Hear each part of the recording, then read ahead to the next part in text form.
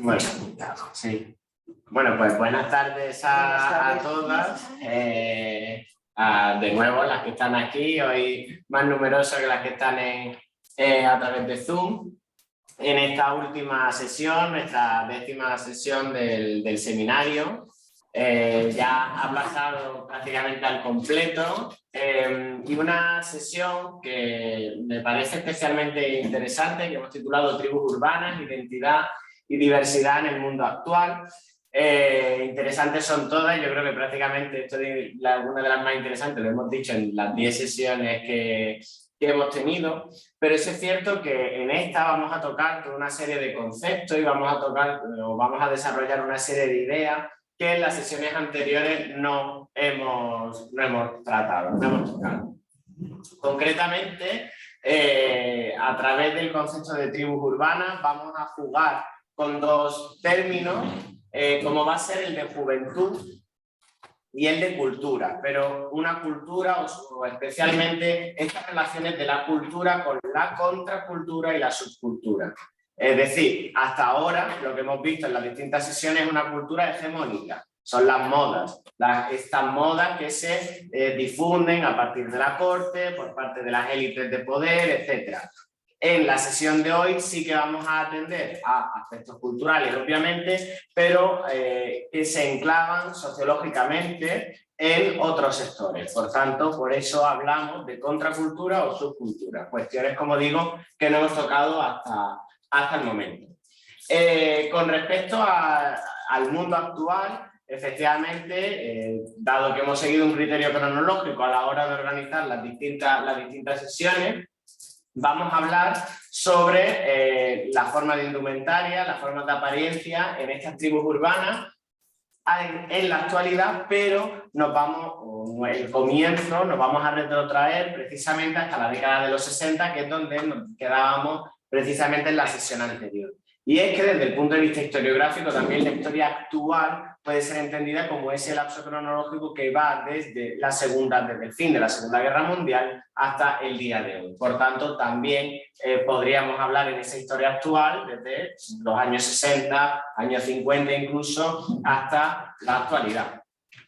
Este más o menos va a ser el índice que vamos a seguir en nuestra intervención, tratando de responder toda una serie de elementos antes de entrar de lleno, como en todas las sesiones, siguiendo una estructura muy parecida en ese sentido, entrar de lleno en nuestro último epígrafe, donde vamos a tocar varias tribus urbanas, porque claro, la diversidad y el número de tribus urbanas hace imposible que las toquemos todas. Ahora voy a explicar un poco esta tabla de contenido para ver por qué hemos elegido estas y no otras. No ha sido una elección al azar. La primera cuestión a la que vamos a responder es precisamente esta relación entre tribu urbana y juventud. ¿Por qué vamos a hablar de juventud en la sesión de hoy y no vamos a hablar de tribus urbanas y de otros ciclos vitales? Esto nos va a llevar a hacer una parada en torno a la historiografía, en torno al aporte teórico que sustenta gran parte de la intervención de hoy y de algunas de la producción académica que se ha centrado también en el estudio de las tribus urbanas, en los estudios generacionales, etc. Tras esto, a modo de introducción, sí que nos vamos a centrar y vamos a hacer una especie de repaso desde el principio del siglo XX, volvemos a inicios del siglo XX, ahora veremos por qué esto, por qué se explica que volvamos otra vez a cronologías que ya hemos estudiado, para ver cómo los programas políticos que se empiezan a aplicar, cómo las decisiones políticas que se van a tomar van a suponer la creación de esta cultura juvenil que se va a denominar y por tanto también una especie de asociacionismo, unas asociaciones, unas tribus, unas formas de comunidad diversas, ¿vale? Que se van a dar durante todo el siglo XX y que se dan durante todo el siglo XXI, las pocas décadas que llevamos del siglo XXI. Por tanto, atendemos de manera... atendemos a la vez o pivotamos entre el contexto político, económico y social de tipo internacional y la conciencia política, la conciencia incluso social, medioambiental también, que va a explicar este tipo de comunidades. Y por último ya nos centramos en estas tribus urbanas de los siglos XX y XXI, y concretamente en 6 tribus urbanas, lo que conocemos como tribus urbanas. La primera de ellas, vamos a hablar de lo que se genera en ese periodo de posguerra en torno a también todo muy relacionado, lo vamos a ver con la cultura musical, al rock and roll, cuáles van a ser estas formas de representación, estas subculturas que plantan cara a la cultura hegemónica ya en los años 50, y nos preguntaremos, aunque cuando lleguemos a esta parte ya lo habremos respondido, si son o no son los inicios. Obviamente como inicio y como algo espontáneo no surge nada. La segunda sí que nos vamos a centrar en una de las más conocidas, como va a ser este movimiento Flower Power, y que posteriormente se identificará o se denominará como los hippies, con una gran trayectoria, incluso en la actualidad, aunque con algunos matices, pero que se mantienen en la actualidad, y las K subculturales, como se han conocido, por ejemplo los punk, pero también los ocupa, etc. Nosotros nos vamos a centrar en los punk. Estas 3 sí que se vendrían a identificar como 3 tribus urbanas que vienen a ser una respuesta a la situación socioeconómica y política internacional que se está viviendo y que está viviendo concretamente la juventud. Posteriormente nos vamos a centrar todavía en el siglo XX, aunque también con una trayectoria y con una vigencia total en la actualidad, en los raperos y esa cultura del hip hop. ¿Por qué? Porque aquí se nos plantea una particularidad distinta. No, su creación o su nacimiento no se vincularía tanto con un contexto político, social, económico de tipo internacional como interno o propio de la organización social estadounidense. Por tanto, responde a otra cuestión. Y por último, 2 tribus urbanas que van a ser los hipster o el estilo bohemio, que he titulado yo ahí, y totalmente actual, los otakus, que vienen de la cultura japonesa. ¿Por qué he elegido esto y no otro? Porque he considerado que también responden a otros criterios distintos.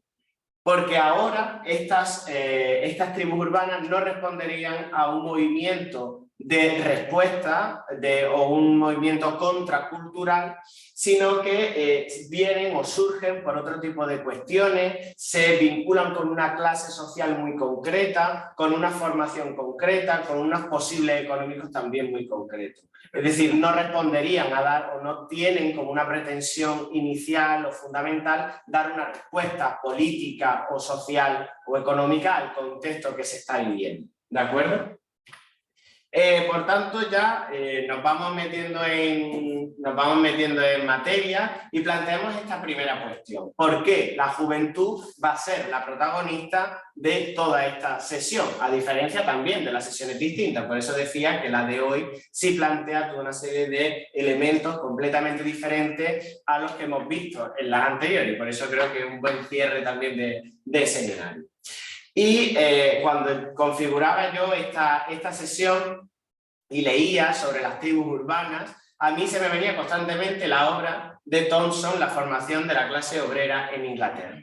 ¿Por qué? Porque para que exista un grupo hay un elemento fundamental que puso en evidencia Thompson, que es la conciencia, la pertenencia a ese grupo. Si la gente no es consciente de que pertenece al grupo, no hay una clase. Esta al final, reduciéndolo mucho, sería una de las tesis que ya desde el prólogo plantea el propio Thompson en esta obra clásica. Y dice, para la clase obrera, por clase entiendo un fenómeno histórico que unifica una serie de sucesos dispares y aparentemente desconectados en lo que se refiere tanto a la materia prima de la experiencia como a la conciencia. Y subrayo que se trata de un fenómeno histórico. No veo la clase como una estructura, ni siquiera como una categoría, sino como algo que tiene lugar de hecho en las relaciones humanas. Es decir, la clase obrera no existe porque sí, existe porque un grupo de personas tienen conciencia de que pertenecen a una clase en concreto, y esto ahora lo vamos a vincular también con la juventud. No puede existir la juventud desde el punto de vista cultural y no tanto biológico, no puede existir la juventud si la gente no es consciente de que está en un tramo etario que efectivamente es ser joven. Y sobre todo, igual que hablábamos en la sesión anterior de qué implica o no implica ser mujer según los contextos culturales, también qué es y qué no es ser joven, porque son unos conceptos que van cambiando de acuerdo a la sociedad que estemos estudiando y también a la cronología a la que estemos atendiendo. En torno a este concepto de conciencia, volvía Thompson sobre ello pocos párrafos después y la definió. La conciencia de clase es la forma en que se expresan estas experiencias, y esto también es importante destacar, este concepto de experiencia, porque la experiencia va a ser lo que determine todo ese proceso histórico, todo ese proceso de creación de un grupo. Esta experiencia en términos culturales, encarnadas en tradiciones, sistemas de valores, ideas y formas institucionales. Si bien la experiencia aparece como algo determinado, la conciencia de clase no lo está. Podemos ver una cierta lógica en las respuestas de grupos laborales similares que tienen experiencias similares, pero no podemos formular ninguna ley. La conciencia de clase surge del mismo modo en distintos momentos y lugares, pero nunca surge exactamente de la misma forma. Y esto es lo que me venía refiriendo. Y esto lo vinculamos con la juventud. Es decir, al final parto de la base de que esta definición de conciencia o esta importancia que le da Thompson a este sentimiento de pertenencia es muy aplicable a la juventud y lo es precisamente por las cuestiones que vamos a ver ahora. En este sentido me gustaría destacar el otro concepto que es la base de nuestra sesión de hoy, que va a ser este concepto de subcultura. Vamos a hablar también de contracultura en algunos momentos, pero estas tribus urbanas sí se vincularían con movimientos subculturales todos. Es decir, son una respuesta o surgen precisamente para poner en jaque a esta cultura hegemónica. No se ven pertenecientes a esta cultura hegemónica y por tanto se organizan o se crean estas subculturas, ¿de acuerdo?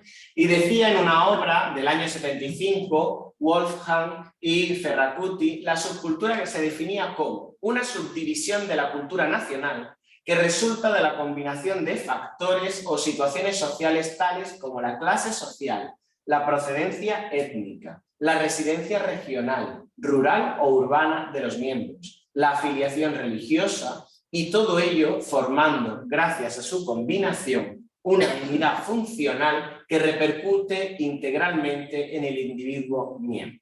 Aquí se olvida la edad. El elemento etario va a ser también fundamental. Y esto, en el año 75, es normal, porque los estudios sobre los ciclos vitales, los cursos de vida, van a venir después. Pero la edad se va a considerar en la historiografía actual y estamos en ello, es decir, no se han desarrollado todavía un número muy grande de trabajo en torno a esto, pero es cierto que igual que el género, igual que la clase social, la edad, igual que la etnia, también el contexto vital, rural, urbano o agrociudades que llamamos, es decir, estos contextos híbridos, también la edad supone una categoría importante de análisis y hay que meterla en estos estudios de tipo interseccional aplicando estas formas de estudio que planteó ya la historia de género desde los años 70, 80 fundamentalmente. Y ahora me centro en esta tríada conceptual que nos va a explicar algo de lo que venimos diciendo en torno a la juventud. Historia social, cursos de vida y juventud. La historia social, una historia social sobre todo de tinte estructuralista, como ya hemos visto en algunas de las sesiones, especialmente en la primera, no nos vamos a repetir en ello. Es cierto que no puso el acento o no resaltó el elemento de la edad como una cuestión fundamental, como una categoría de análisis. La cuestión es esta, la edad como categoría de análisis, y esto no estaba. No obstante, y sobre todo, algunas investigaciones que vienen de la sociología y por tanto de estudio de contextos contemporáneos sí que incluyeron la edad y conceptos como el de ciclo vital y el curso de vida en sus investigaciones. ¿Quién? Especialmente la sociología norteamericana. Va a ser la sociología norteamericana la que incluya este tipo de conceptos ya desde los años 70.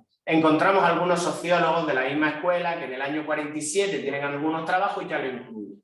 Pero algo serio y con influencia va a ser a partir de los 70.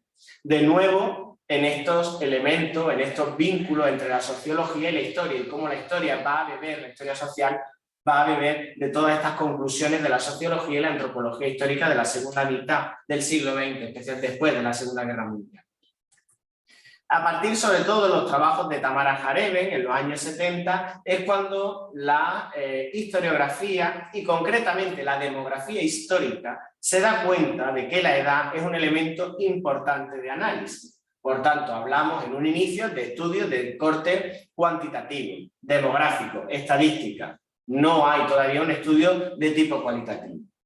Posteriormente, esto como digo lo han desarrollado sobre todo desde la demografía histórica, posteriormente se desarrolló por otras escuelas sociológicas y también por la historia contemporánea, aunque ahora parece que la historia moderna se le está tomando la delantera, y no porque yo esté especializado en ella, pero parece que le está tomando la delantera porque la historia contemporánea está abandonando toda una serie de temáticas que la está asumiendo la historia moderna.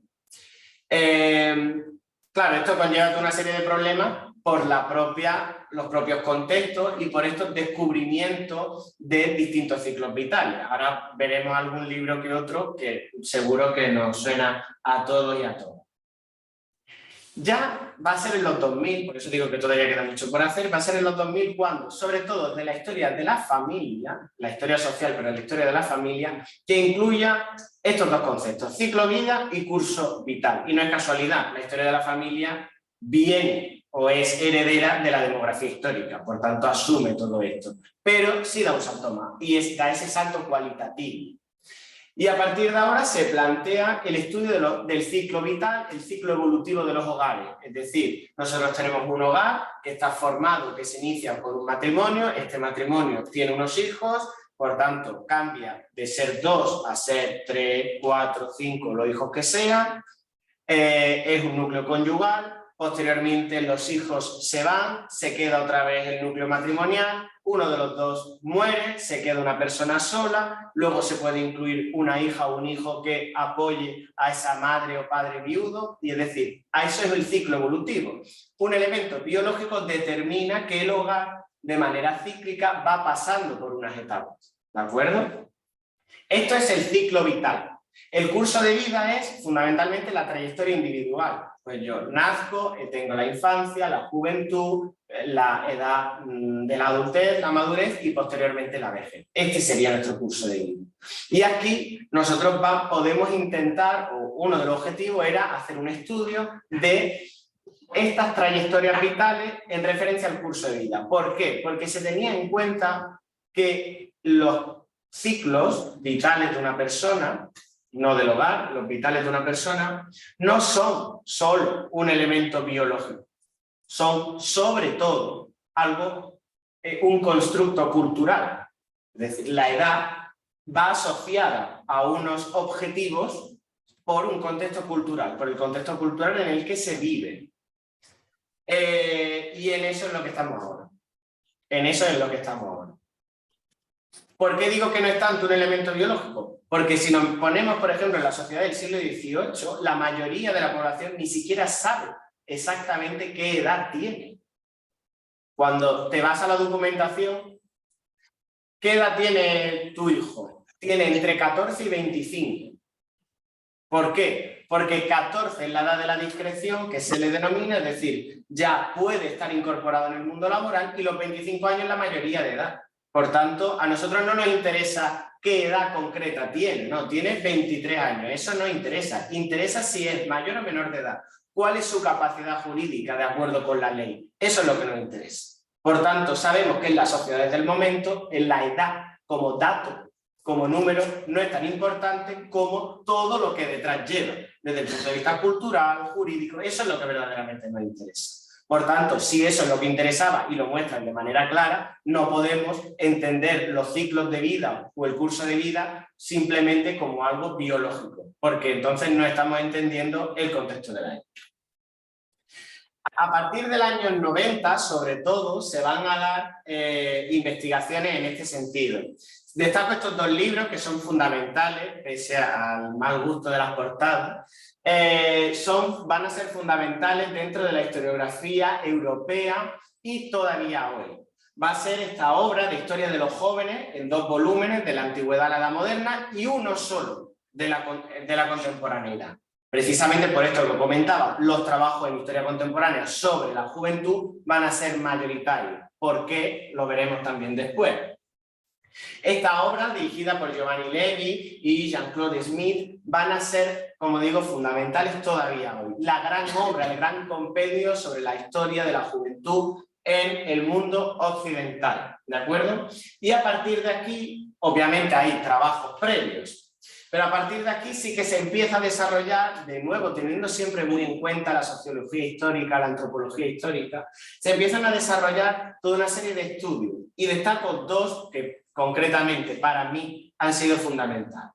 Este artículo, más que un artículo, es la presentación de un monográfico del año 2003 de Anne-Marie Beatrice, que va a ser fundamental en tanto que hace una presentación de un monográfico, pero sí es cierto que empieza a aludir a toda una serie de líneas de investigación para la edad moderna y la edad contemporánea completamente novedosa, haciéndose eco de toda esta producción de la sociología, haciéndose eco de las poquitas cosas que había de historia y sobre todo también estas reflexiones en torno a la edad como una categoría de análisis histórico. Y aquí el autor está haciendo alusión a un artículo fundamental de Scott, que es el género como categoría de análisis histórico. Y plantea esto: si la perspectiva de género no está poniendo encima de la mesa la necesidad de un análisis interseccional, es decir, que asuma distintas categorías y las cruce, no es lo mismo una mujer de la élite que una mujer del pueblo llano, por tanto la categoría mujer no nos sirve si no la entrecruzamos con otra, también la edad lo es. Y por eso hacía alusión en el propio título a este artículo de Scott. Destacamos para el caso español, en el año 2007 se publica esta obra, una obra colectiva, y concretamente destacar un capítulo de Francisco García González, que también es mi maestro, entonces lo destaco. La edad y el curso de la vida, el estudio de las trayectorias vitales y familiares como espejo social del pasado. Y decía: es indudable que desde los años 90 y sobre todo a partir del nuevo milenio, la edad se está convirtiendo en un objeto privilegiado de reflexión. Y ello porque en la sociedad actual parece que los límites entre las edades de la vida se están difuminando. Las tradicionales fronteras biológicas que servían para diferenciar unas etapas y otras se están desvaneciendo y hasta borrando. Es decir, ya en los 90 se hace patente que eso que anteriormente era la juventud y que estaba, o la juventud u otras etapas, pero que estaba circunscrito a un periodo de edad muy pequeño, la juventud va siendo cada vez, va durando más.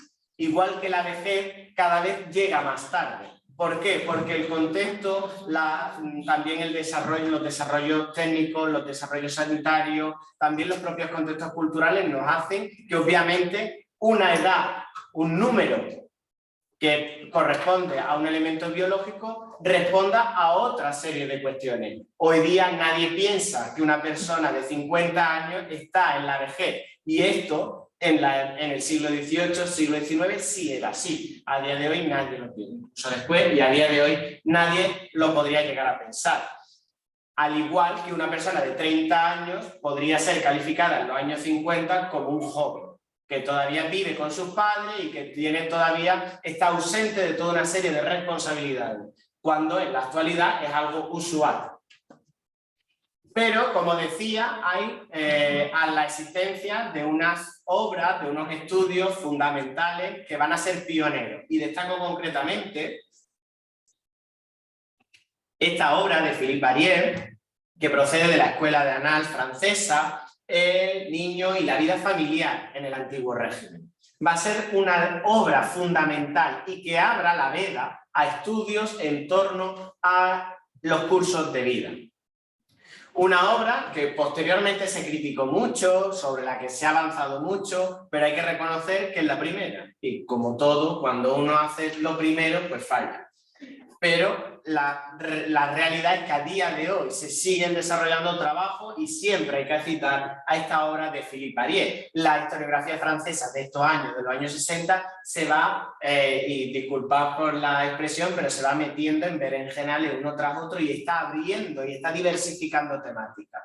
Se abre, por ejemplo, va a ser el momento de entrar en el tema sobre la sexualidad, sobre los sentimientos. Entonces, claro, hay grandes fallos, pero hay un importantísimo avance historiográfico que se va a dar, y Philippe Ariès es uno de ellos.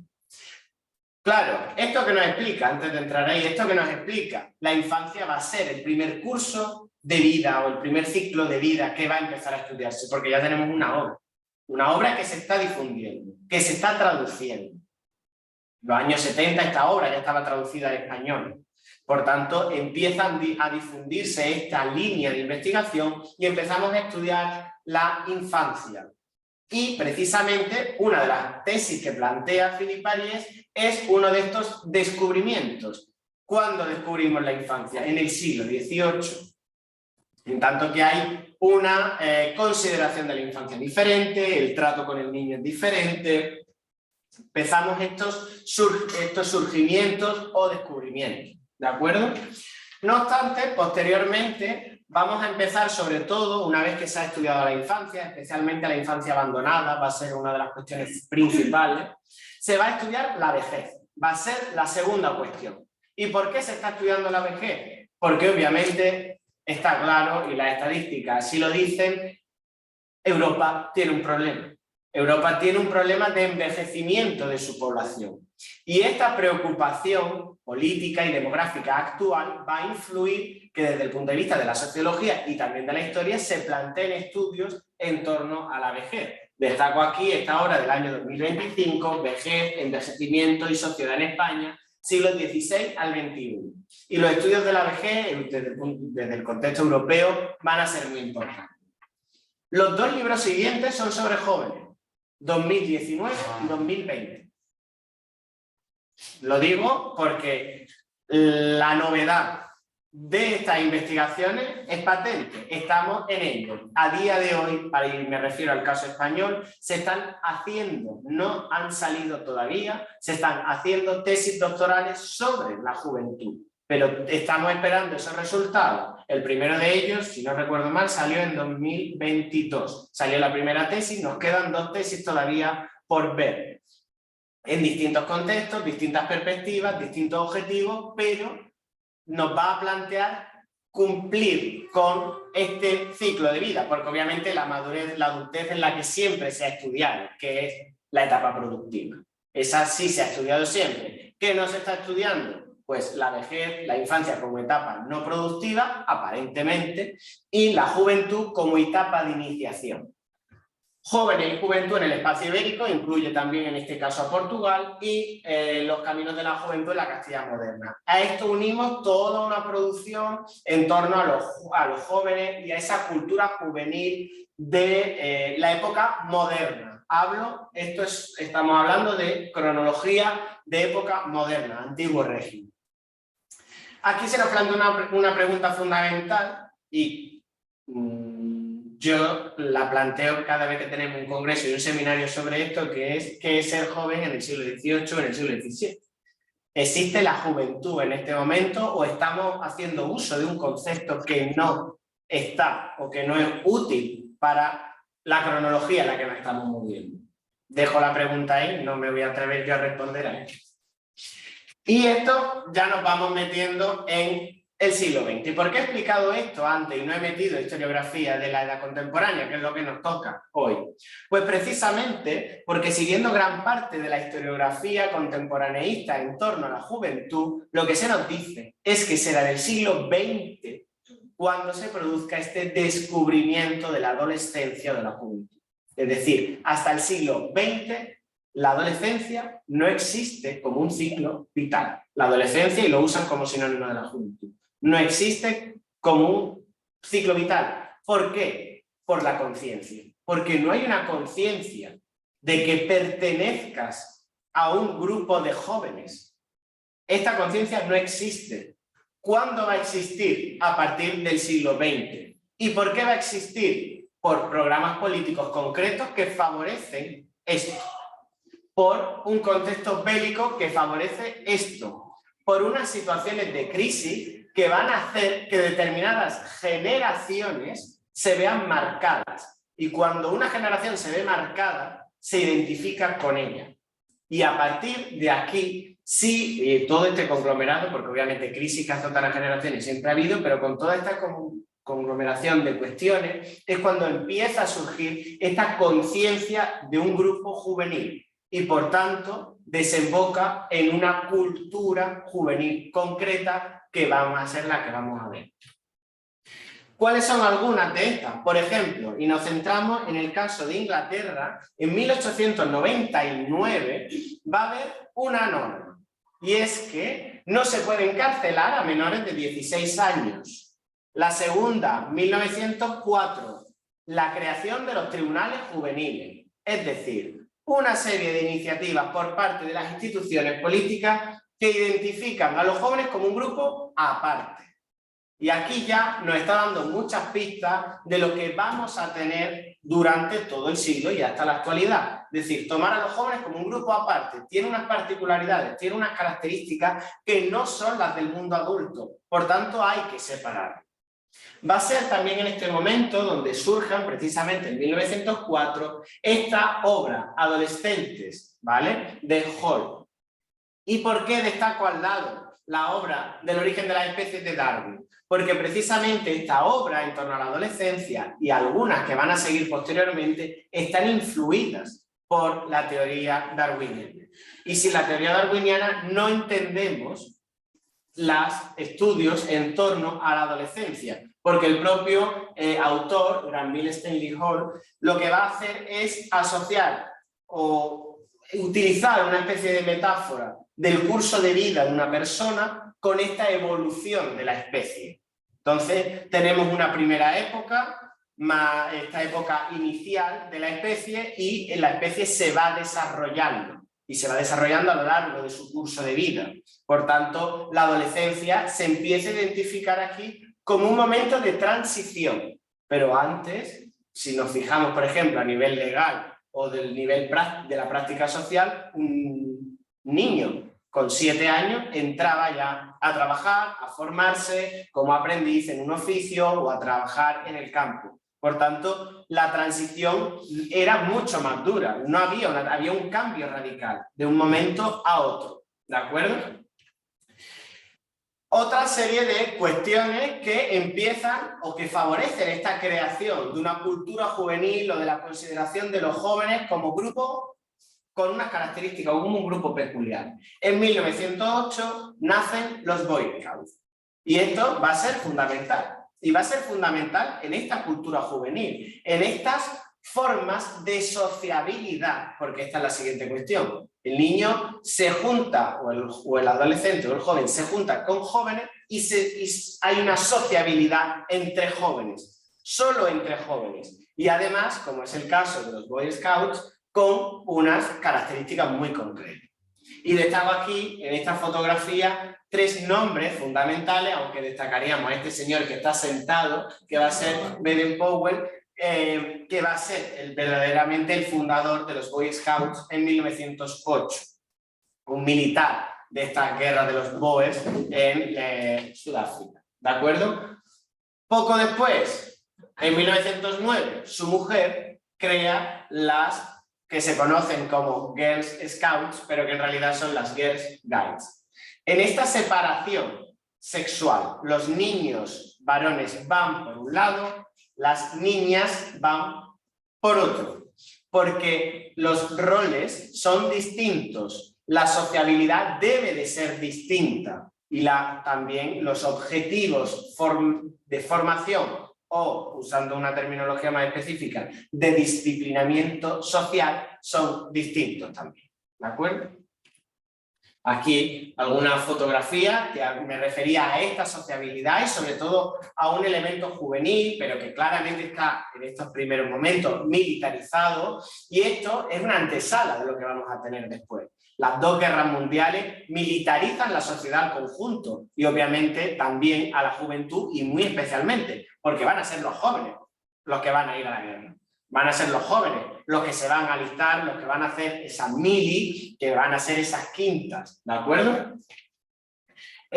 Durante estos años también vamos a destacar algunas obras, concretamente esta de Walter Benjamin de 1914, que va a ser La metafísica de la juventud, que va a ser una obra fundamental en la creación de esta cultura juvenil, no tanto de la cultura juvenil como cuál es el papel de los jóvenes en la sociedad occidental. Porque la cuestión, y ya lo adelanto, en todas estas obras, no me voy a detener tampoco, en todas estas obras vamos basculando entre la visión negativa de la juventud y la visión positiva de la juventud. Es decir, la juventud es conflictiva, por tanto, hay que controlarla. La juventud pone en jaque el orden social. Y por otro lado, obras que plantean que la juventud es una adalid del progreso social. Es decir, va a ser ella, la juventud, la que protagonice el cambio. Por tanto, es algo positivo desde este punto de progreso histórico. Y toda esta obra, va a haber algunas de corte más negativo, donde los jóvenes son muy conflictivos, los jóvenes no atienden a la norma, y esto lo vemos desde Aristóteles. No es nada nuevo que surja ahora, ni en la actualidad, ni a principios del siglo XX. Es decir, ya Aristóteles decía y clamaba a los cuatro vientos que los jóvenes, que hay que ver que no seguían la norma y que no cumplían el orden establecido. Pero como digo, también hay toda una serie, y serán sobre todo estas obras más difundidas las que planteen, en unos análisis más concienzudos también, las que planteen la importancia de la juventud en el contexto político de Europa y del mundo occidental. ¿Por qué? Porque ya ven que los jóvenes cada vez más irán asumiendo unos papeles protagonistas en la sociedad en general. Por tanto, esa crítica tampoco nos vale, ¿de acuerdo? Obviamente la obra de Walter Benjamin va a estar completamente influenciada por dos autores, dos de sus maestros que aparecen en pantalla, y ambos en una obra conjunta decían: juventud, escuela renovada, cultura. Este es el Circulus Egregius que hemos de recorrer una y otra vez en todas direcciones. Esta comunidad escolar libre, estos institutos libres de enseñanza, como será el caso español, es decir, toda una serie de instituciones educativas que van dirigidas a la formación de la juventud. ¿Por qué? Porque se pone la confianza en ellos para el posterior desarrollo. La importancia de la juventud, de ahí es su protagonismo, un protagonismo presente, pero sobre todo, y es sobre todo por eso la preocupación de su formación, un protagonismo futuro. Van a ser los que dirijan la sociedad en un futuro muy cercano. Por tanto, también esta preocupación. Y es que la escuela, la formación, también va a ser fundamental. Cada vez más los jóvenes estarán más tiempo en el colegio, estarán más tiempo en su periodo de formación. Esto es fundamental, porque primero, se incorporan al mundo laboral mucho más tarde. Segundo, la juventud ya se dilata más en el tiempo. Por tanto, hablamos de dos cambios fundamentales. La juventud se amplía de manera muy considerable. Y como digo, esta militarización de la juventud no va a ser tan exclusiva o simplemente nos da ciertas pistas, el caso de los Boy Scouts, pero obviamente las guerras mundiales van a ser fundamentales. Con dos hitos: la Revolución Rusa, bueno, la Primera Guerra Mundial y la Revolución Rusa. Especialmente en el caso de la Revolución Rusa, la creación de este Komsomol, que va a ser estas primeras asociaciones o estos primeros grupos de jóvenes adscritos a el régimen establecido, y la diferencia del Komsomol va a ser que va a ser mixto. Es decir, ya no hay esta separación entre hombres y mujeres, sino que en este caso sí va a ser mixto. Y esto, en los que se van a crear posteriormente, no lo vamos a ver así. Me refiero a la Italia fascista y a la Alemania nazi. Sí van a seguir con esta segregación de sexos, pero esta es la particularidad del Komsomol, ¿de acuerdo? Y destaco aquí, aunque en concreto esta referencia es del año 55, es de posguerra, de la Segunda Guerra Mundial, pero sí que es la primera vez que la Gran Guerra hace saltar a la palestra de la producción académica el concepto de generación. Porque la guerra ha marcado a una generación. Igual que veíamos el otro día de las repercusiones después de la Segunda Guerra Mundial, hay un énfasis de la moda, de la extravagancia, pero todavía más en la Segunda Guerra Mundial. Pues aquí vamos a volver a ver lo mismo. La Primera Guerra Mundial marca mucho, muchísimo, pero la Segunda Guerra Mundial también os parece que marca muchísimo más. Y digo que parece porque esto todo depende de la cantidad de estudios que haya en determinado periodo cronológico. Entonces, se ha estudiado más la Segunda Guerra Mundial y las últimas décadas del siglo XX, entonces es lógico que veamos que hay una mayor repercusión. Pero con las conclusiones obtenidas hasta la actualidad, ya en la Primera Guerra Mundial sí que se observa que se marca totalmente a la juventud y se marca generacionalmente. Y en esto, para hablar de generaciones, sí que destaco a Ortega y Gasset cuando dice: en todo presente existen tres generaciones: los jóvenes, los hombres maduros y los viejos. El conflicto y la colisión entre ellos constituye el fondo de la materia histórica. La juventud, de nuevo, como elemento conflictivo. La relación intergeneracional como elemento conflictivo. Y esto ha marcado mucho en la producción científica, porque siempre se ve a los jóvenes o a estas relaciones intergeneracionales como algo conflictivo, como algo que crea tensión. Fundamentalmente, y esto sí se ve muy bien en la Edad Moderna, porque la documentación que nos ha quedado es del conflicto. Cuando hay una paz social no genera documentación. Entonces, claro, son mucho más visibles los momentos de conflicto que los de tranquilidad, porque los jóvenes en su mayoría, los jóvenes asumen las directrices de los padres. Por tanto, no habría tanto conflicto. Pero sí que me parecía especialmente interesante. Y sobre todo, y aquí ya nos vamos acercando, sobre todo Segunda Guerra Mundial, o a partir de la década de los 30, estos regímenes que siguen dando pasos en la formación o en el adoctrinamiento de la juventud. Y concretamente destacamos aquí las Balilla italianas y las juventudes hitlerianas, como dos grupos juveniles plenamente militarizados que están sujetos a un adoctrinamiento total por parte de las líneas fuertes del régimen y también una formación militar que sirva posteriormente para la guerra. Destaco aquí esta ópera Nazionale Balilla, o estos Balilla, que también se van a llamar en el caso español, asumen también esta terminología con la dictadura franquista. Y bueno, esta estampa, una bella estampa coloreada, donde el duce abraza y besa a un pequeño Balilla y el niño le ofrece al duce estas flores tan bellas, ¿no? Y posteriormente una exaltación diciendo que los jóvenes quieren al duce, viva el duce de Italia. Pero también esta juventud hitleriana, y esto vuelve en lo anterior.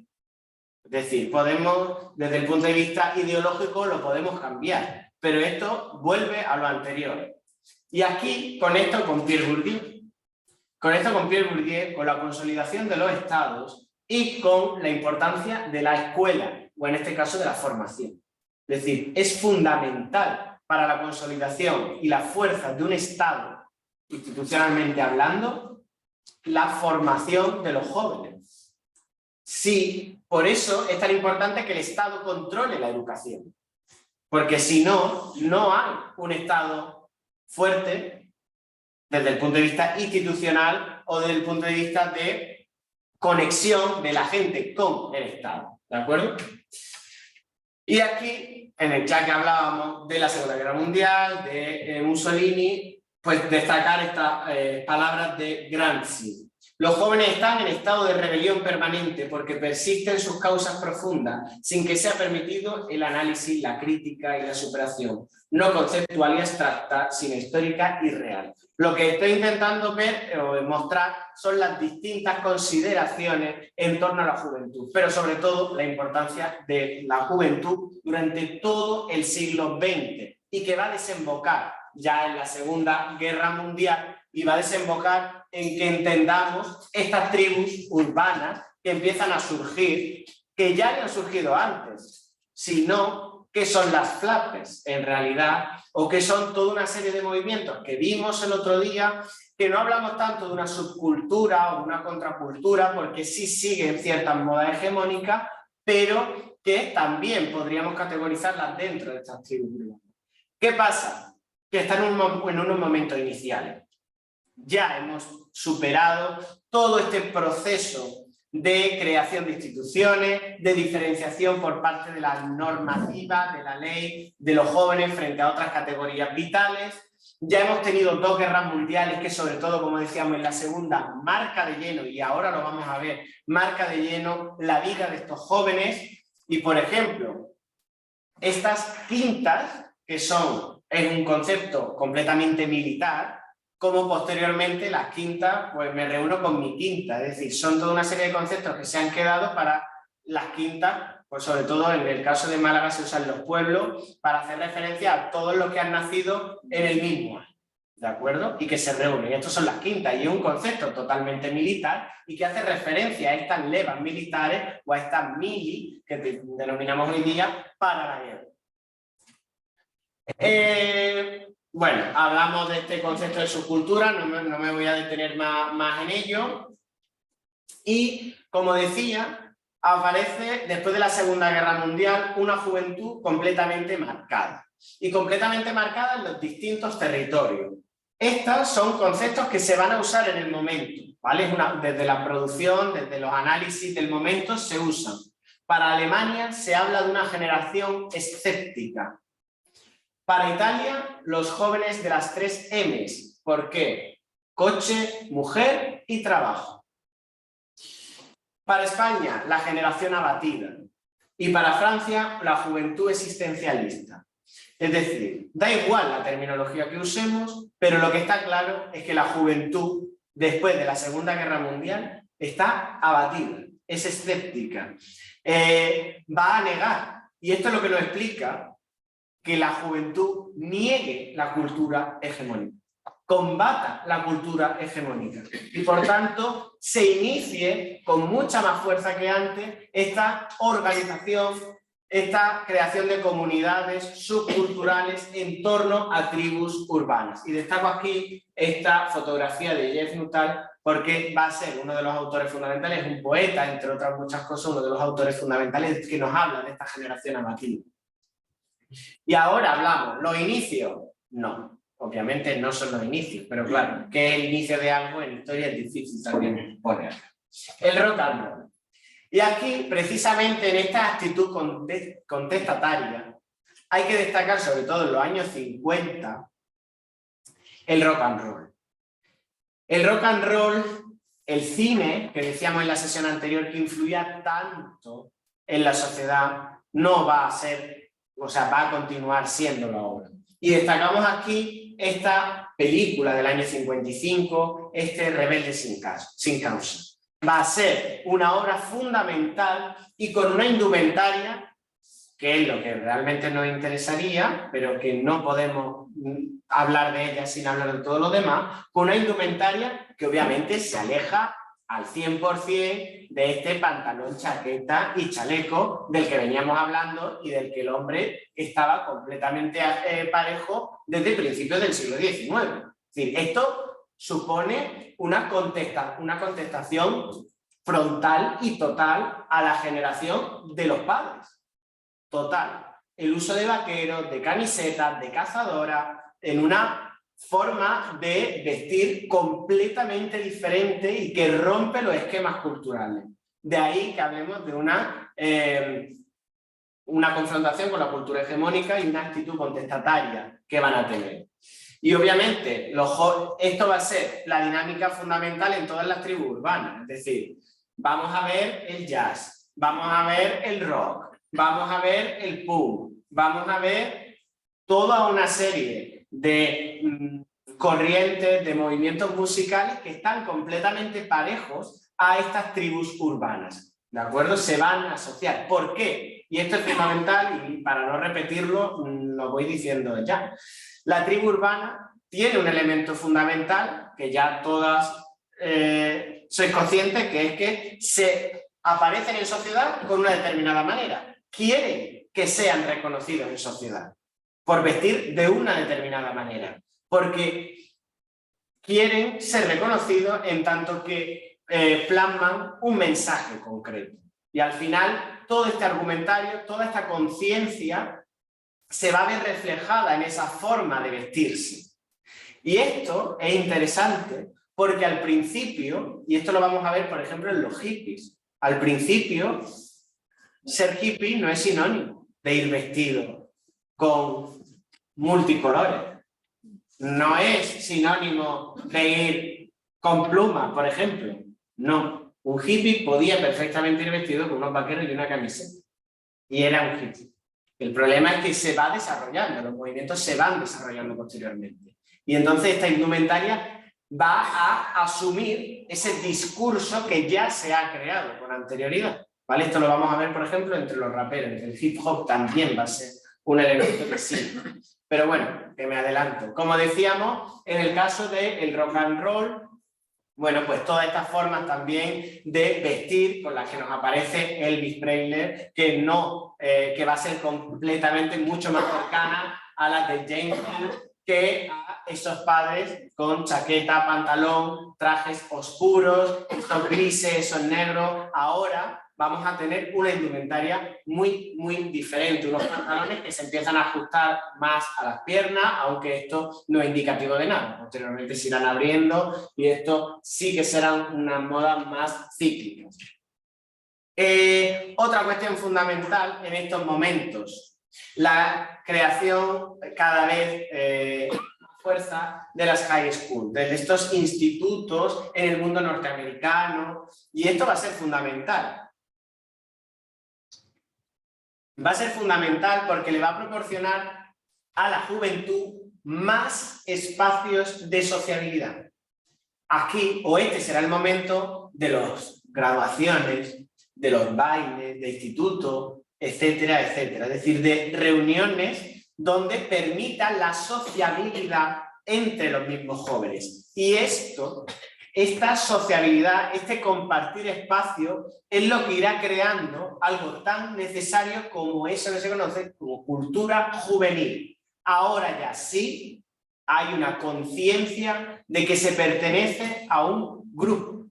Yo soy joven y me junto con jóvenes, porque tenemos una cultura común y una cultura que en ciertos aspectos es distinta a la de la generación anterior, porque mis objetivos son diferentes, porque los de mis padres, la generación de mis padres, son unos objetivos y un contexto distinto y no son los míos. Y esto tiene una correlación total con la moda. ¿Por qué? Porque decíamos, los cambios cada vez se aceleran más. Por tanto, antes podíamos tener un mismo contexto cultural que nos permitía que hijos, padres y abuelos vistiesen de la misma forma, y ahora no. Porque la moda cambia tanto que a lo largo de una y otra generación ha cambiado, no una, ha cambiado varias veces. Por tanto, va desdibujando estos contextos híbridos de la moda. Es completamente distinta, ¿de acuerdo? Una vez que tenemos estos inicios, sí que como una tribu urbana fundamental, y sobre todo en un contexto fundamental como el de los años 60, Destacar a los hippies, este movimiento Flower Power, y que posteriormente tendremos o se le denominará los hippies. No podemos entendernos sin tener en cuenta el contexto internacional, la guerra de Vietnam. La guerra de Vietnam entre 1955 y 1975, y que conmueve a gran parte de la juventud, especialmente en el caso de Estados Unidos, que es la que está inmiscuida en la guerra, y que tendrá una proyección posteriormente en Europa, con unas características distintas y que se va a sumar a otro tipo de cosas.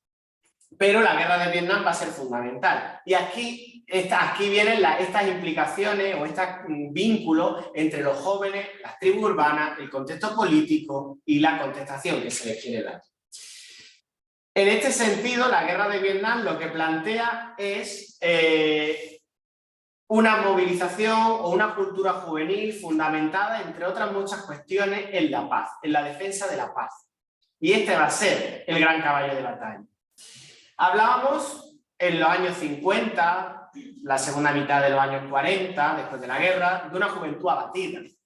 Pero la juventud de los años 60 no es una juventud abatida. Entramos en un proceso de reconstrucción, estamos en un momento económico positivo. Por tanto, aquí la situación económica o del futuro vital de estos jóvenes no está en la incertidumbre que teníamos anteriormente. Aquí el contexto ha cambiado, pero sí hay una peculiaridad que se mantiene, que está influencia del contexto internacional. Y en este caso, la paz por bandera. Destaco aquí esta fotografía del Comité de Movilización Nacional por el Fin de la Guerra de Vietnam, de inicio que se funda en 1966. Y como vemos, aquí, pues por su indumentaria tampoco llegaríamos a calificarlo como hippies. Por eso decía yo anteriormente, la indumentaria hippie, como la podemos tener en mente hoy día, de estos múltiples colores, no va a estar tan presente en sus inicios. Y ahora vamos a ver fotografías de Woodstock y vamos a ver que no es así. La llegada del Flower Power también va a tener una serie de características comunes. Sobre todo, la música jazz, ya desde los años 40, está teniendo grandes implicaciones o influencias en la juventud. Por tanto, va a seguir existiendo. Va a proliferar el consumo de droga entre esta juventud y concretamente, para el caso de los hippies, el consumo de hachís, en tanto que se buscaba una abstracción, ¿de acuerdo? Esto completamente relacionado con esta vida bohemia, que va a ser una característica que vamos a ver en otras tribus. Y la disidencia artístico-cultural que iría en relación con lo que venimos hablando de subcultura.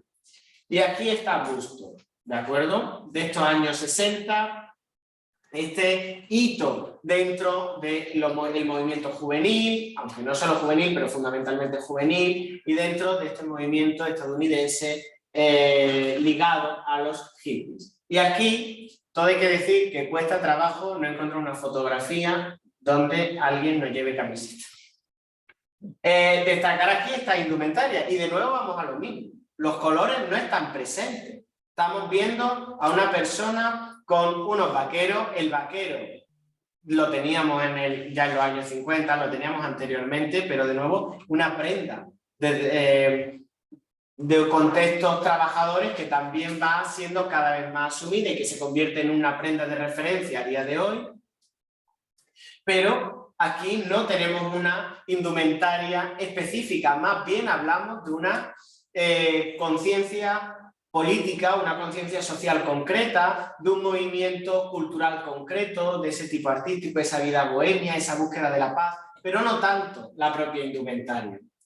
La existencia de estos hippies en Ibiza en los años 80, en esta fotografía, que la verdad me ha gustado mucho por el contraste que hay entre esas mujeres que están vestidas frente a esos hippies con los que se cruzan. ¿De acuerdo? Y me parece un contraste total de esa lucha o esa tensión, por así decirla, entre generaciones. Es que es total. Es que las diferencias son totales. Y estamos hablando de pocas generaciones desde el punto de vista histórico y del análisis histórico. Son dos generaciones completamente distintas. Y esto obviamente crea rechazo. por un lado y por otro, pero crea un gran rechazo, porque el contexto cultural de estas dos generaciones que aparecen en la fotografía son totalmente distintos. Totalmente distintos. Más fotografías de estos hippies, concretamente también de, en este caso también sería de Ibiza, ¿vale? Que se convierte pues, en un centro fundamental en esta España, sobre todo en los 80, 70, ya se venía dando, pero con el régimen franquista, pues obviamente no podía tener un desarrollo espectacular. Pero bueno, aquí ya sí que empezamos a ver en los años 80 cómo empiezan a aparecer esas flores en las diademas, cómo empiezan a aparecer ciertos colores, cómo empieza de nuevo, sobre todo en la forma de baile, ¿vale? Es un baile que busca precisamente esa abstracción. Y a día de hoy, el movimiento hippie ha evolucionado, pero manteniendo concretamente estas formas de baile y de música. Es una música de tipo psicodélico, que lo que busca precisamente es la abstracción cuando estamos en el baile. Claro, cuando estamos en el baile y con un consumo de droga importante, que también hay que decir. Entonces, digamos que mantiene esto, pero musicalmente sí que ha evolucionado y sobre todo, y no sé si esto es más, desde mi punto de vista, un análisis, pero puede ser también comprendido como una crítica, el movimiento hippie actual ha asumido una forma de indumentaria completamente comercializada. Sí. Es decir, el propio sistema ha comercializado la indumentaria hippie y el hippie actual está haciendo uso de esa comercialización. Por tanto, el hippie actual se ha convertido también en un elemento de consumo. ¿De acuerdo? Cuando tú hablas de los hippies, estamos hablando de Europa, en realidad, ya no de Estados Unidos, en los años 80. No, incluso el movimiento hippie actual europeo tiene muchas semejanzas con el... No, pero me quiero referir a todas estas fotos. Estas fotos sí son de Europa. Son de Europa. Estas fotos son europeas. 80 ya en Estados Unidos. Sí, no, estas fotos son de Ibiza. Estas son de Ibiza. Y en relación con el movimiento hippie de los 60, estadounidense, vamos a Europa en los años 60. ¿Y qué pasa en Europa en la década de los 60? Y destaco aquí este documento. Un documento de la Universidad de París, ¿vale? Donde se suspende toda actividad. 3 de mayo del año 68. 3 de mayo del año 68, ¿de acuerdo? Y esto sí se relaciona mucho, porque desde el punto de vista de la indumentaria, el mayo 68 no tiene una serie de prendas características, pero desde el punto de vista de la conciencia social o de la búsqueda de ciertos objetivos, sí, ¿de acuerdo? Y aquí sí que vamos a ver toda una movilización y precisamente ese eslogan que aparece, lo que pasa es que no aparece entero, pero ese eslogan que aparece por parte de los estudiantes y de profesores de, en este caso, una movilización de París, de esa unión del estudiante, de la universidad y el obrero.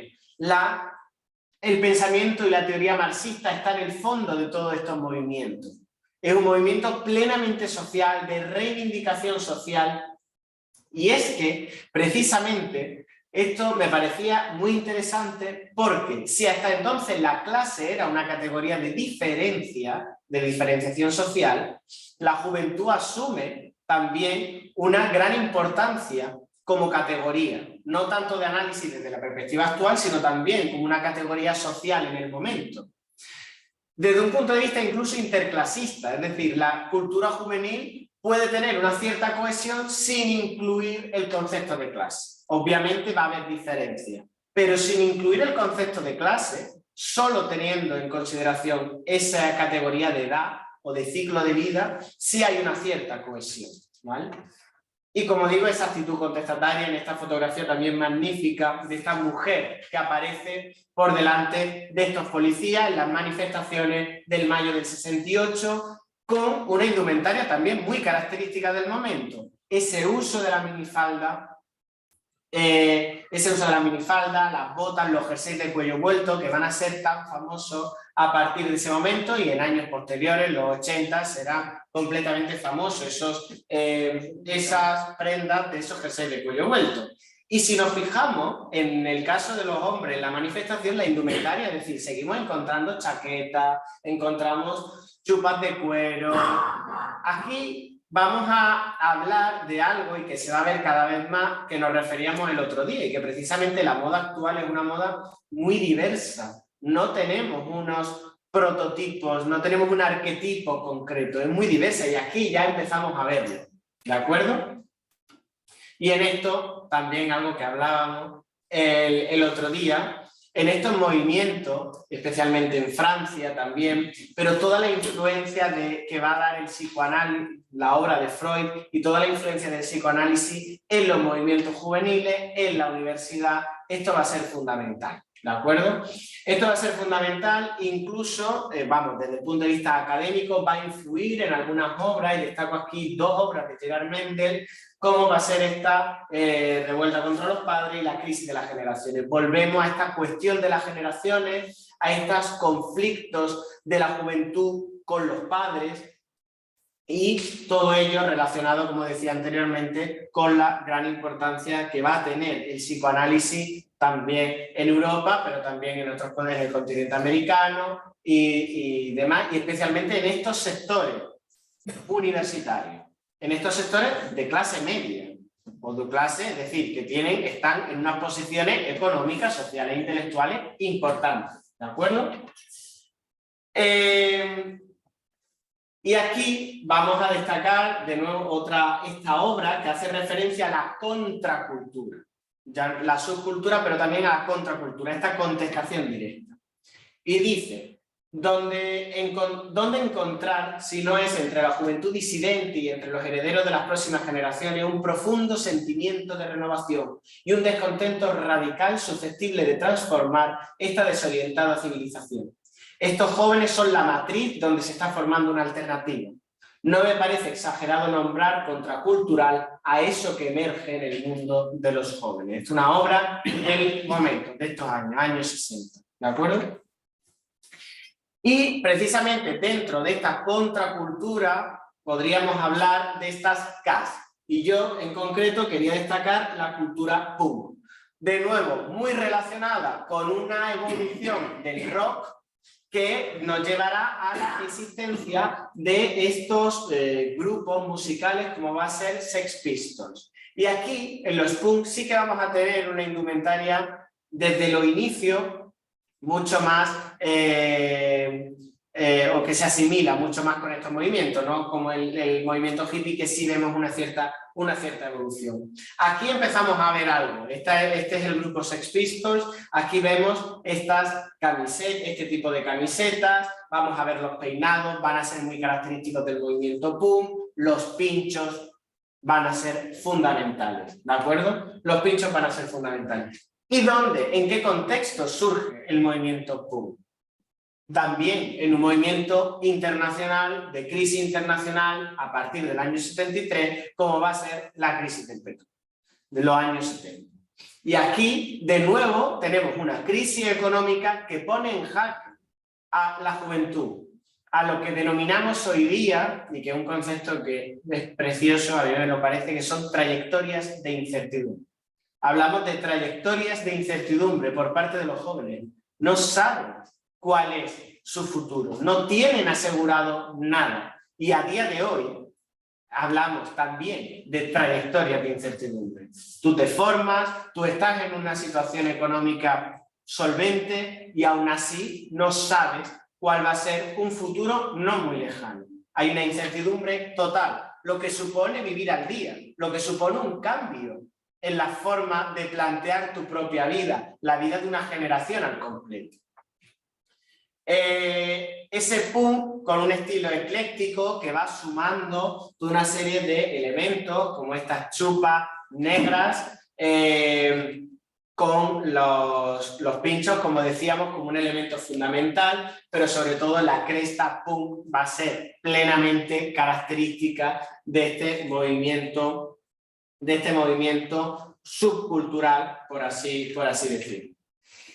Y nos vamos a los raperos y la cultura del hip hop, que hoy me voy a extender un poco yo en la sesión. Nos vamos a los raperos y la cultura del hip hop ya un movimiento subcultural de siglo XX, pero que en la actualidad seguimos teniendo. Bueno, también tenemos hippie, también tenemos punto de vida, pero hay un movimiento mucho más fuerte de entre los raperos y el hip hop.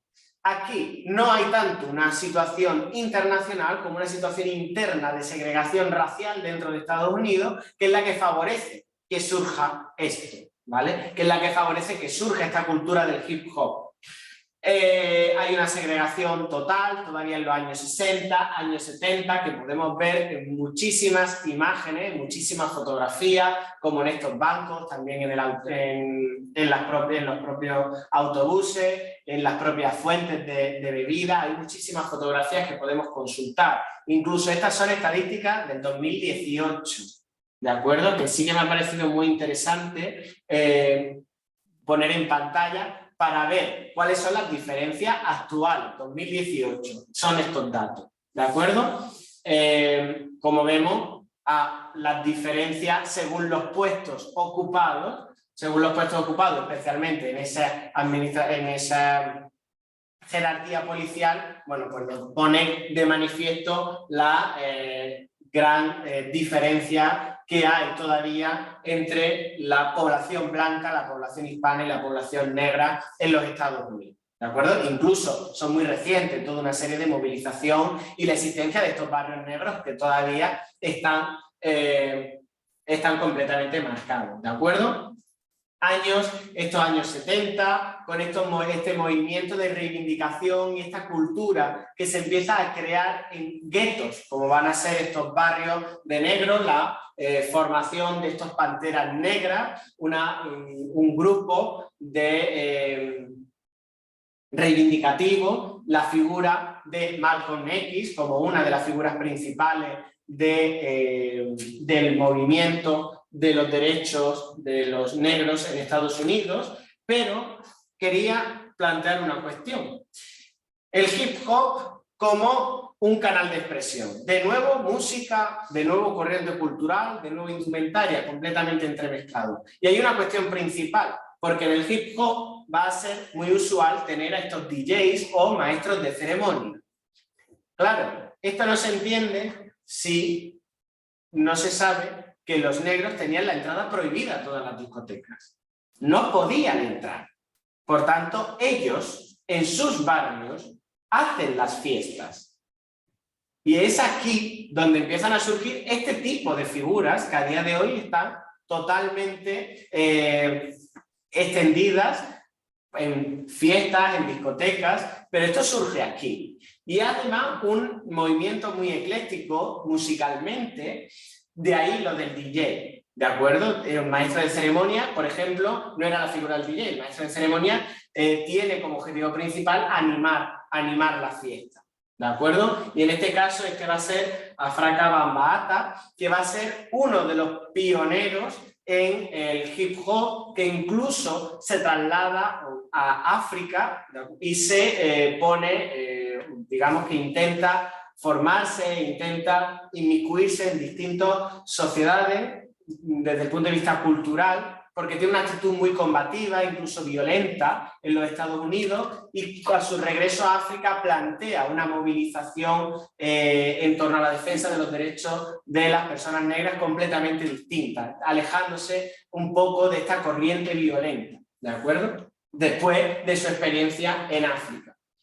A día de hoy, al rapero o al hip hopero o hip hopera sí que se le va a identificar claramente por el uso de una indumentaria muy holgada, el uso de gorras planas, sobre todo, y de estas grandes cadenas. Claro, de estas grandes cadenas cuando ya el hip hop y determinados representantes del hip hop han ganado una posición económica brutal dentro de los contextos culturales y música dentro de la propia industria musical y cultural.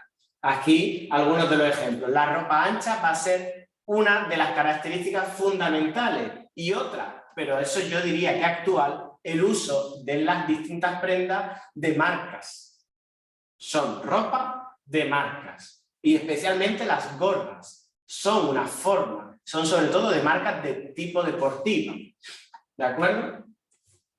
En los años 90, el Príncipe de Bel-Air, esta serie del Príncipe de Bel-Air, también va a suponer un antes y un después en la difusión de esta cultura en el mundo europeo. Y esto hay que tenerlo también en cuenta. Es decir, esta serie va a favorecer mucho toda esta extensión de la cultura del hip hop. Y ya nos centramos, en los últimos minutos de sesión, nos vamos a centrar en estos dos grupos completamente actuales. Los hipsters, o el estilo bohemio, y los otakus. Por hipster nos podríamos retrotraer a los años 40, a el jazz y a, no lo veo en pantalla, pero si no recuerdo mal, era Harry Hipster, de 1944, que va a ser este cantante de jazz, pero es un jazz que incluso se le ha considerado como el proto o el pre-hip hop, porque en realidad no está cantando tanto como bueno, me sale la palabra, pero bueno, diciendo la letra y no tanto cantándola, ¿de acuerdo? Recitando la letra. Rapeando. Aquí, bueno, incluía un vídeo, pero no vamos con mucho tiempo, pero bueno, tenéis vídeo en YouTube de cuál era la música a la que me estaba refiriendo en 1944. Y esto hablábamos de hipster en este momento. No obstante, a lo que yo me quería referir es a esa subcultura hipster revitalizada, muy visible.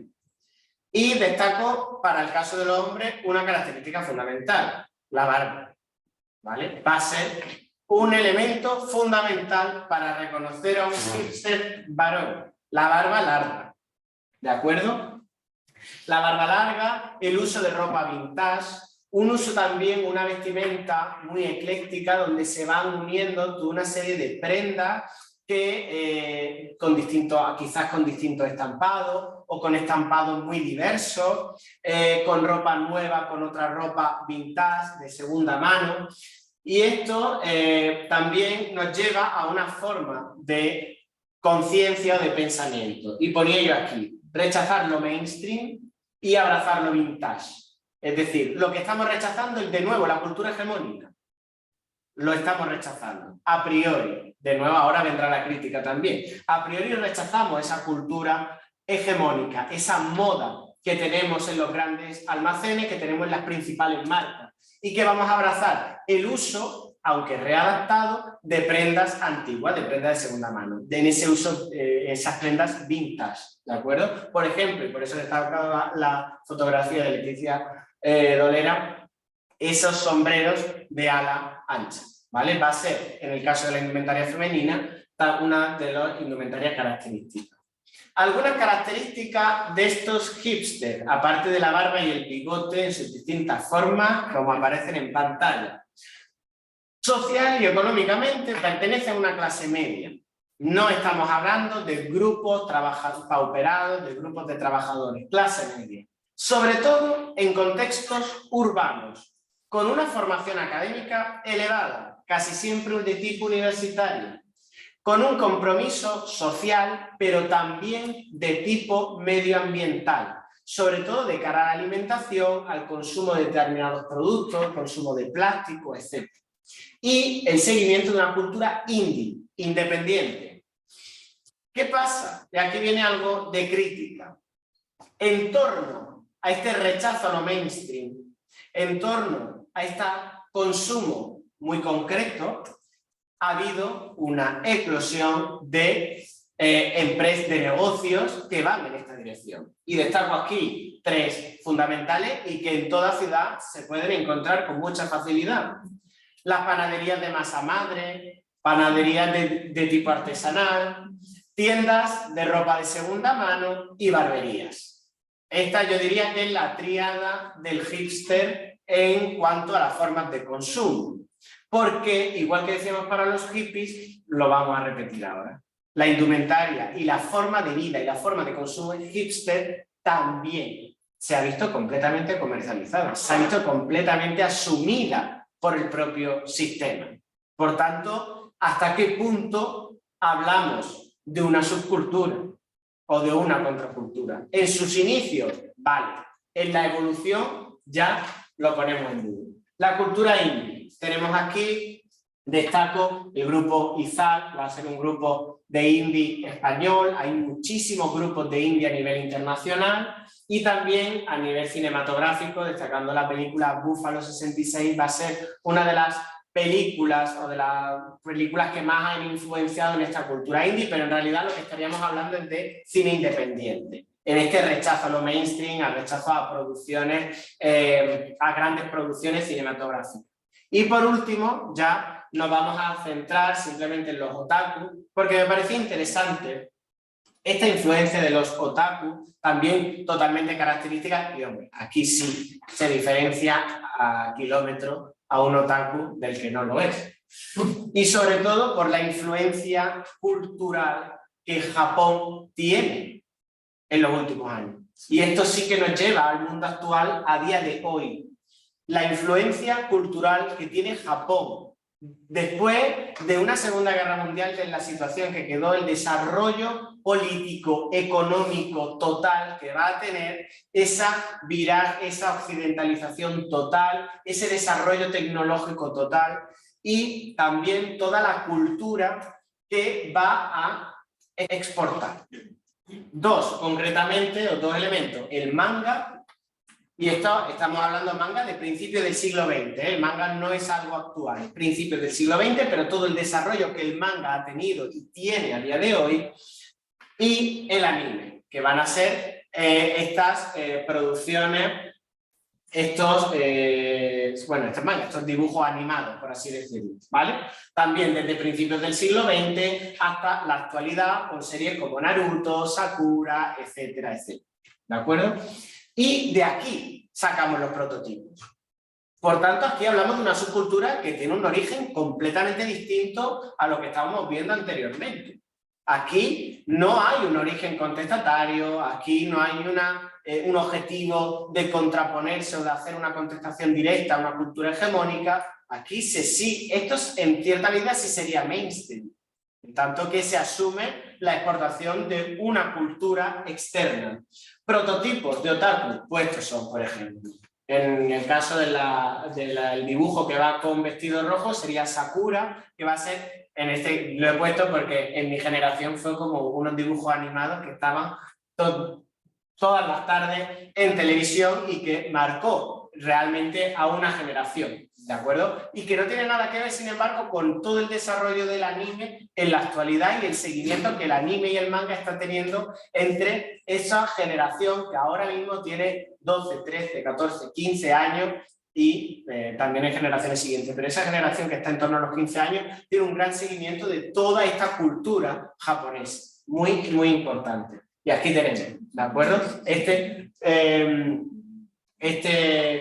cosplay que va a ser esta forma de vestirse como los protagonistas de series de anime o esta producción de manga. Por tanto, como decía, aquí sí que hay, sí que es completamente visible estas apariencias y asumen todas estas formas en las caras de las mujeres, de las niñas, que es muy, muy, muy característico. Estos ojos grandes que aparecen en el anime japonés también se va a poder ver en la forma de representación, los colores, bueno, el uso de peluca, obviamente, los colores del cabello y toda la indumentaria con congresos sobre la temática repartidos por todo el mundo, por todo el globo, ¿de acuerdo?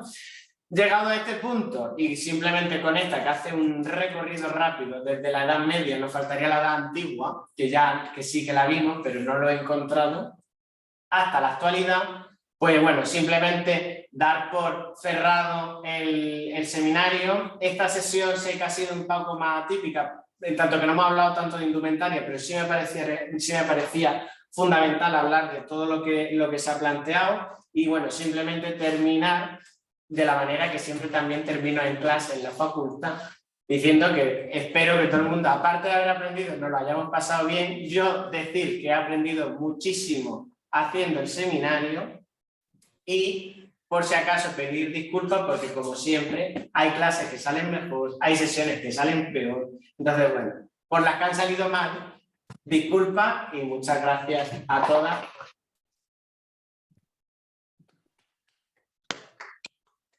Muchas gracias, Francisco.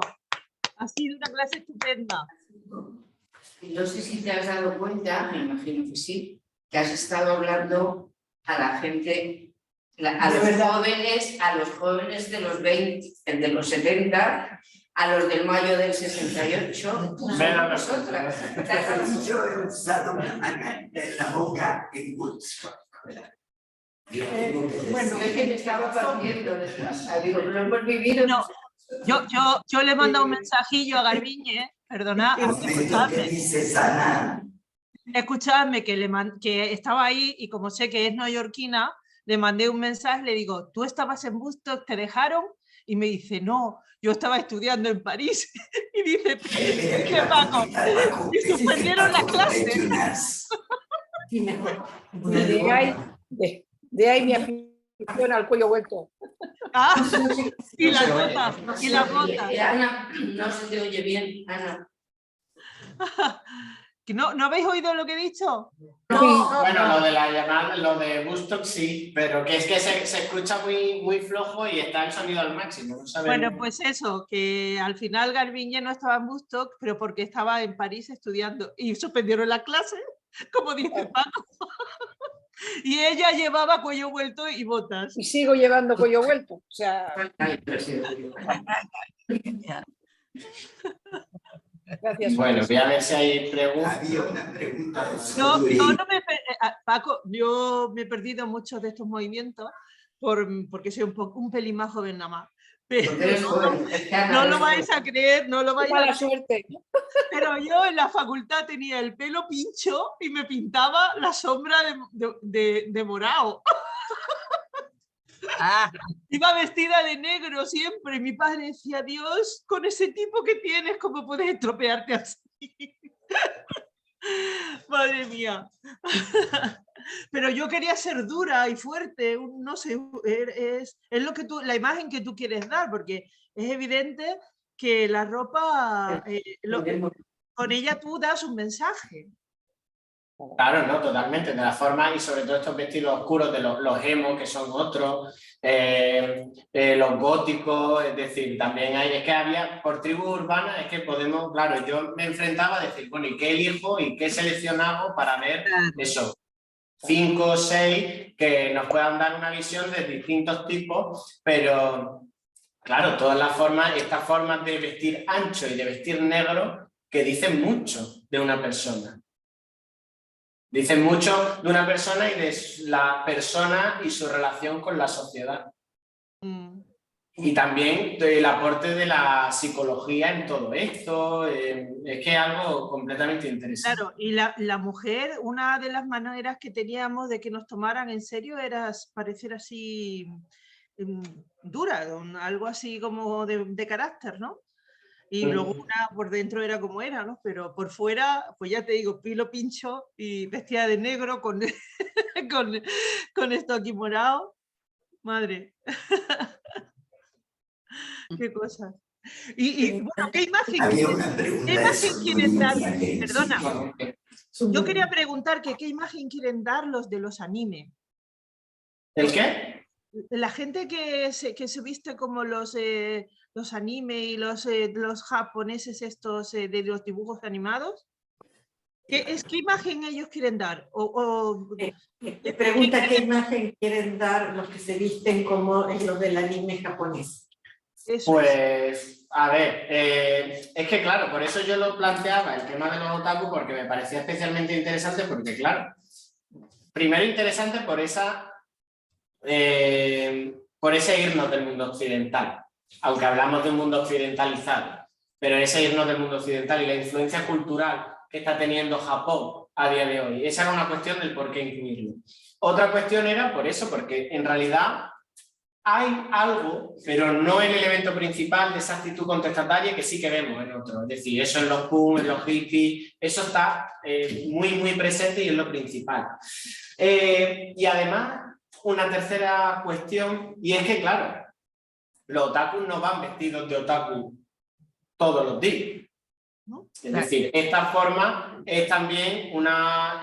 tú eres otaku y este engalanarse de la manera que hemos visto en pantalla, obviamente esto no es todos los días. Pero esto no quiere decir que tengan algún tipo de prenda que siempre haga referencia a este tipo de asuntos. ¿Eres tú otaku? Yo no soy otaku. Ha sido muy interesante cuando has dicho que esa generación, la nuestra, teníamos incertidumbres. O sea, yo estaba en la facultad, cuando Freud en el 76, Freud ya estaba de cadero, o sea, ya Freud no estaban a todos los movimientos americanos, pero, o sea, es importante que a mí me hubiera encantado, me imagino que vosotros tenéis hijos, que estuvieran las generaciones de ahora, que se creen que la incertidumbre ha aparecido ahora con la pandemia. Nosotros éramos la generación de la incertidumbre, vino la crisis del 82. O sea que es que ha sido preciosa la clase hoy recordar nuestra vida.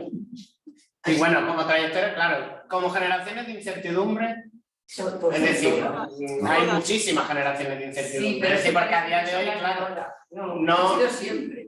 Claro, no, por eso, ahora hablamos, lo que pasa es que es cierto que hay generaciones, es decir, hay situaciones, hay generaciones que se ven más salpicadas, y yo creo que la situación actual, y esto es meternos ya en otros temas, pero sí es verdad que la generación actual yo no la calificaría como una generación de incertidumbre por la pandemia. La cuestión es que una generación de incertidumbre que viene arrastrando una incertidumbre permanente desde 2007. Correcto, desde la Así yo estoy de acuerdo. Yo estoy de acuerdo. Claro, y entonces es que estamos en 2023. Pero es, Es que- pero es más económica, yo creo, que la Pero la incertidumbre económica es todo. Pero en esos movimientos era también una incertidumbre por el desarrollo que aparecen en esos años. Los hippies y tal no solamente era por la guerra, lo que pienso yo. También había un interés de desarrollo espiritual. Sí, no, de hecho, toda la cultura hindú y tal, sí que... Claro, entonces, es que hay muchísima incertidumbre, no solamente la económica. No, pero bueno, igual. No, sino Pero hay incertidumbre política también, porque la generación, son una o dos generaciones posterior Pero fíjate al fin de la Segunda Guerra Mundial y de Hiroshima y la guerra nuclear, etc. Y aquí saliendo de Hay Franco. una enorme incertidumbre frente Y aquí saliendo de Franco estábamos en el 80, en el 75. Es que a día de hoy, eso se ve en la facultad, eso se ve muy bien. Es decir, cuando la gente te está entrando en una carrera y el primer año te están diciendo la mayoría que no saben para qué están estudiando una carrera, porque cuando terminen, lo más seguro es que se vayan al paro. Es decir, no hay un incentivo para que la gente estudie. Pero no porque la gente no quiera estudiar, es que la gente se ve que en un porcentaje muy importante hace una carrera para irse al paro. Pero esa generación del 75 también lo vivimos. Cuidado que hasta que empezabas a vivir... No, por eso que tampoco es plan de competir entre generaciones. No, pero te quiero decir que ya han pasado 100 años y tenemos... No, totalmente. Sí, Totalmente. Han pasado 100 Sol. años, estamos... Sí, ahí perdón, te que pregunto. A ver, ¿Se oye o no? ¿Ahí se me oye? sí, ¿Se oye? Sí. Ok. Bueno, me llamó la atención cómo se comercializaron estas subculturas, ¿no? Realmente siempre estamos dentro del capitalismo, ¿no? Se crea, se pone la vestimenta, pero después se hace todo un comercio. Bueno, ya lo vemos en vestimenta, lo vemos en alimentos, como decías, en panaderías proliferan. Pero bueno, yo yendo un poquito más atrás, te quería preguntar, por ejemplo, por el movimiento hippie que en un momento dado, y hablo no de lo último, sino de hace ya décadas, empezó toda esa onda, digamos, muy orientalista, muy de la India, con el Dalai Lama y tal, y después crear comunidades hippies, con la droga, pero bueno, con toda esa, y no tanto en la indumentaria, como mejor iban vestidos con 4 trapos blancos, o como fueren, pero bueno, ¿cuándo surge eso, no? ¿Y por qué se orienta hacia eso? Y otra cosa que te quería preguntar, hablaste que el tema de género se trataba, cuando nos mencionaste 2 o 3 artículos, que el tema de género ya aparecía, cuando hablabas como si fuera la década del 40 o 50, si no me equivoco. Y entonces yo te pregunto, ¿de qué género hablaban? Porque el género, como se plantea ahora, como identidad, lo que fuere, digamos, es una cosa moderna, porque género es un concepto gramático gramatical puramente que hace a la cualidad del nombre, ¿no? De los sustantivos, de los adjetivos, a la concordancia. O sea, cuando mencionaste ese tema del género, ¿cómo era que se planteaba entonces cuando se empieza a plantear? Que lo mencionaste un poco al pasar, pero me llamó la atención porque las definiciones que dan ahora son creadas ahora, porque no existían, o sea, han creado otras definiciones de lo que es género, ¿no? Bueno, esas dos preguntas, y bueno, interesantísimo todo lo que has contado. Otra cosa es, todos estos movimientos en general, porque el hipismo, digamos, de alguna manera tenía el tema de la paz, tenía el tema, bueno, vinculado a la paz, a un tipo de vida, etcétera. Pero estos movimientos, aparte de ser revolucionarios per se, ¿tienen algún principio, algún valor, algún tema así de contenido que haga al movimiento, o es pura revolución? Y sí creo que los jóvenes están muy perdidos y con mucha incertidumbre, pobres. Creo que no es fácil para nada para ellos la época actual. ¿Puedes repetir la pregunta? Bueno, ha planteado fundamental, bueno, yo creo que la contestación planteaba sobre todo el principio, el tema de la comercialización de esta subcultura.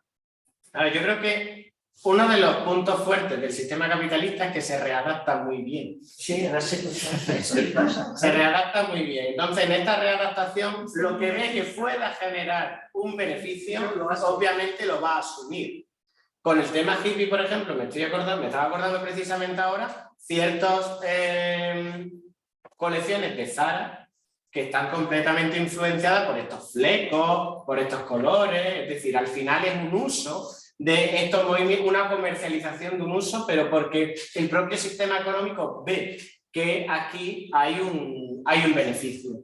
Esta es una gran diferencia también con respecto a los otaku, es decir, los otaku al final tampoco van en una contracultura, como comentaba, para que no se comercialice con ellos, porque ellos son el producto de una cultura que ya está. Entonces hay un cambio, una diferencia brutal a la hora de hablar de tribus urbanas, pero en la comercialización eso viene por ahí. Yo creo que viene por la mimetización del propio sistema ante algo que le aporta beneficio. Y entonces, si me aporta beneficio, me da igual que siga o que utilice una prenda o que utilice otra. Con respecto al Dalai Lama y a toda esta búsqueda de la espiritualidad, claro, en Woodstock, precisamente una de las imágenes que yo incluía es una sesión también de esta que reflejaba esta espiritualidad y que viene relacionada con esta búsqueda de la abstracción, esta espiritualidad también que el movimiento hippie está buscando, esta vida bohemia, es decir, entra dentro de todo este movimiento. Planteaba también sobre el tema de género, pero aquí, Sol, no sé, o sea, yo cuando he comentado lo de género, no sé a lo que te refería, porque como tampoco se escucha muy bien, cuando planteaba el tema de género, no sé si tú te referías al principio, que hacía este repaso historiográfico en torno a la categoría de género y la categoría de edad como elementos de análisis. No, en ningún momento el género antes de los años 70 se está utilizando en la historiografía, es decir, cuando hablamos de género, es la producción a partir de Joan Scott y cuando plantea este artículo sobre el género como categoría de análisis histórico. Y esto es ya en los 70, la segunda mitad de los 70. Perfecto. Es a partir de ahí, es decir, antes el concepto de género no está dentro de tenemos la historia de las mujeres, pero esto no es historia de género. Es una diferencia total. Entonces, bueno, le especifico que antes de los 70 no tenemos historia de género. Lo que sí se considera ya es posteriormente, a partir de eso de los 90, los 2000, que junto al género, es decir, la edad no pretende sustituir al género, sino que junto al género se incluyan la categoría, o junto al género, junto a la clase, junto a la etnia, se incluya también la categoría de edad. Pues claro, una mujer que está en el ciclo reproductivo no va a ser igual desde el punto de vista analítico que una mujer que ya ha superado el climaterio. Entonces, bueno, pues estamos hablando de dos contextos. Por tanto, la edad y en concreto en el caso de las mujeres, su vida reproductiva es fundamental de cara al análisis y a la posición social que se le está dando en determinados contextos sociales y económicos. ¿Y qué era lo último que me comentabas, Sor? Era Oye, eso. yo creo que era eso, ¿no? Sí, creo que Vale. era eso. Vale. Bueno, pues le cedo aquí el puesto a Cristina.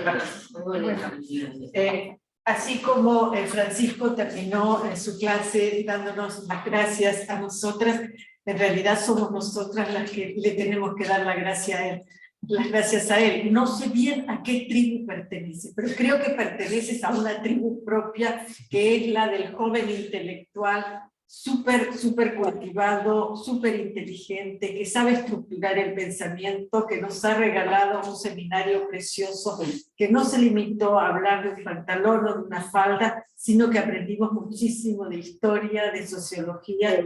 Así que yo, en nombre de todas nosotras, pues somos todas mujeres, gracias enormes. Ya te digo, tú estás en tu propia tribu y ha sido un gusto tenerte. Y también muchísimas gracias a todas las que han participado en este seminario, las que están de aquel lado, las que están de este lado, que hoy se han presentado y que agradecemos muchísimo. Ha sido un seminario espléndido desde el punto de vista de las participantes y del profesor. Y bueno, yo quería además agradecer particularmente por todos estos años en que he estado trabajando en la comisión de seminarios, porque ahora le voy a ceder el testigo a Graciela Wine. Durante estos últimos años yo he sido la cabeza visible de los seminarios, de estos seminarios maravillosos que empezó Garbiñe Larrazábal hace muchos años, pero que bueno, ahora llegó el tiempo de haber cumplido un ciclo y decirle a Graciela, este es tu lugar, y Graciela además va a anunciar el próximo seminario. Un abrazo para todas. Muchas gracias. Qué buen trabajo, Cristina. Hola chicas, hola a todas. Le voy a pedir a Marité que anuncie el próximo seminario, pero primero hay que agradecer a todo el comité de seminarios hasta ahora el magnífico trabajo, pero sobresaliente que han hecho. Entonces, Cristina, Maísa, Garbiñe, exacto. Y un recordatorio, el lunes os esperamos en la Asamblea General Extraordinaria. Os ruego que asistáis a las 18:30. Y el 30 un cineforum. Y el 30, Vamos por partes. vamos por partes. Marité, cuéntanos. Bueno, acá. El próximo seminario va a ser un seminario en realidad no sobre ciencia y tecnología, sino sobre el impacto que tiene la ciencia y la tecnología en nuestra vida diaria. El título, no me acuerdo muy bien cómo va a ser el título, pero va a ser muy interesante. Va a ser una periodista, Laura de Riviera, que nos va a dar ese seminario, periodista especializada en temas de ciencia y tecnología. Entonces ahí ha tenido premios, es una mujer muy interesante, y estamos absolutamente seguras que va a ser un seminario muy interesante también, desde otro tipo de vista completamente diferente, pero muy sólido como el que tuvimos ahora. O sea, va a ser realmente algo que vale la pena. Así que las esperamos. ¿Y la conferencia? La conferencia va a ser el 12, y muy probablemente Laura va a venir para esa conferencia, porque Laura vive en Madrid. Entonces ahí vamos a tener, la mayoría de las clases van a ser por Zoom. Pero cuando ella esté aquí en Málaga, en la región, porque ella es de por acá, ¿cierto? Entonces las dará presencial. Pero la conferencia va a ser el día 12 de abril, aquí en Lejos. Todavía no sabemos. Todavía no sabemos dónde. Perfecto. Posiblemente en el Ok, perfecto. Bien, y el día 30 tenemos entonces Cineforum, que va a ser la continuación de nuestro ciclo de Woody Allen, y vamos a tener la película Broadway Danny Rose. Entonces también, esta va a ser en el Cortijo a las 18 horas, y también espero que todas vengan, por favor. para continuar con este lindo experiencia que tuvimos con la primera película de Woody Allen, con La poderosa Afrodita, que fue realmente fue espléndido en la experiencia que tuvimos. Entonces, las esperamos también porque de esa experiencia depende de ustedes. Os esperamos el lunes que viene, mañana la tertulia, pero el lunes que viene. Y gracias a todas, gracias al seminario, por el seminario. Gracias, Paco, porque ha sido maravilloso. Maravilloso. Sí. Y al comité y a todos, nos vemos muy prontito. Adiós. Sí. Mañana y la asamblea es por Zoom. Por Zoom. Yo que tengo familia.